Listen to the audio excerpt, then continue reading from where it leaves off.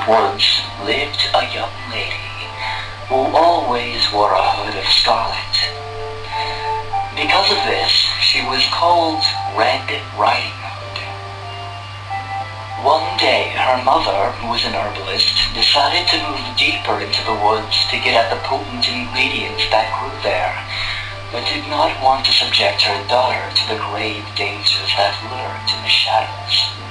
So she left Red Riding Hood with her uncle. But the Hood's uncle was a stern man and put Red Riding Hood in a corset made of iron, saying she would only be allowed to visit her mother when she was big and strong enough so that the corset would fall off of her.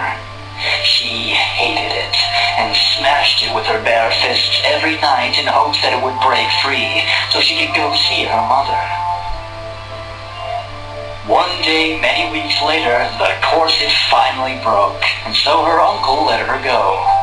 But he gave her strict instructions to stay on the path, and that she should take the way of the needle at the fork in the road and stay clear of the way of the nail. She agreed at once and set off on her journey.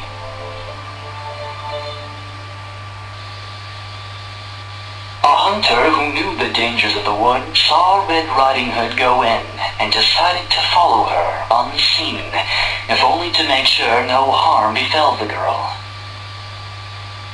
At the fork in the road where the ways of the needle and the nail began, a wolf appeared before Red Riding Hood. He was sly and asked the girl where she might be going on such a pretty day. Hood was nervous, but polite, and answered that she was on her way to her mother's house by the lake. The wolf told her that he knew both ways well, and suggested that Hood might get there faster if she went by the way of the nail. Red Riding Hood was doubtful of the wolf, but took the advice anyway, for who would know the woods better than a wolf? But as she went down the path, the wolf grinned and made haste down the quicker way, the way of the needle, to get to the lake and the house of Hood's mother first.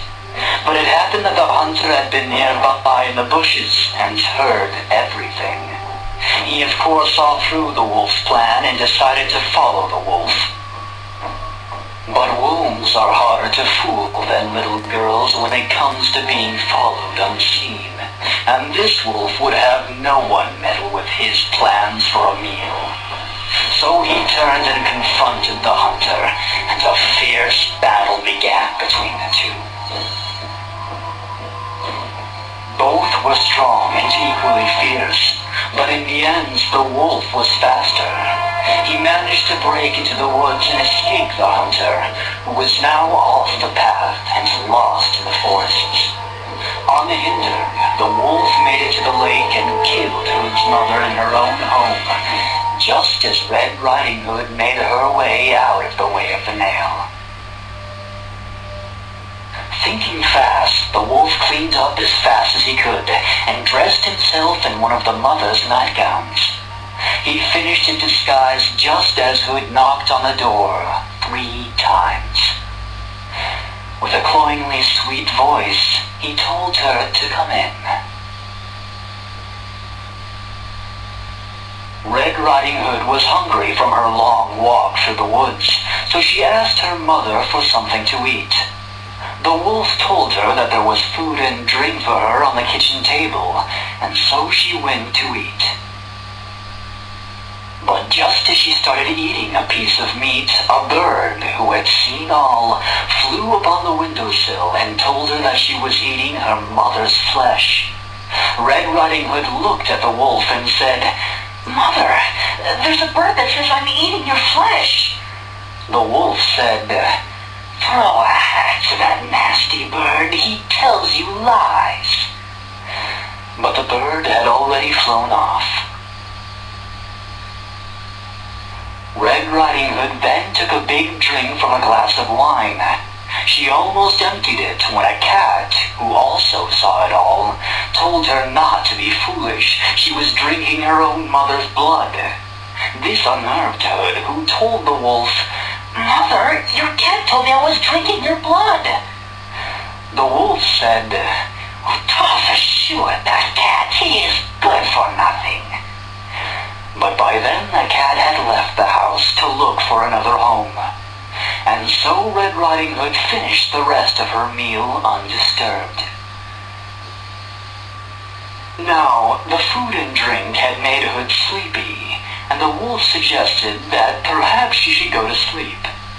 So Red Riding Hood undressed and made ready for bed, but she noticed the wolf standing near her, looking at her with hungry eyes.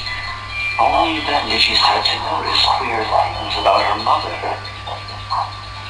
"Mother, look how big your ears are," she said. And the wolf answered, "Without them, I couldn't hear your heart beating nearly so well, my dear." "Mother, look how big your eyes are." And the wolf answered, "It's to see you all the better, my dear." "Mother, look how large your nails are." And the wolf answered, "Without them, I couldn't reach out and touch you, my dear." "Mother, look how big your teeth are." And the wolf ate Little Red Riding Hood.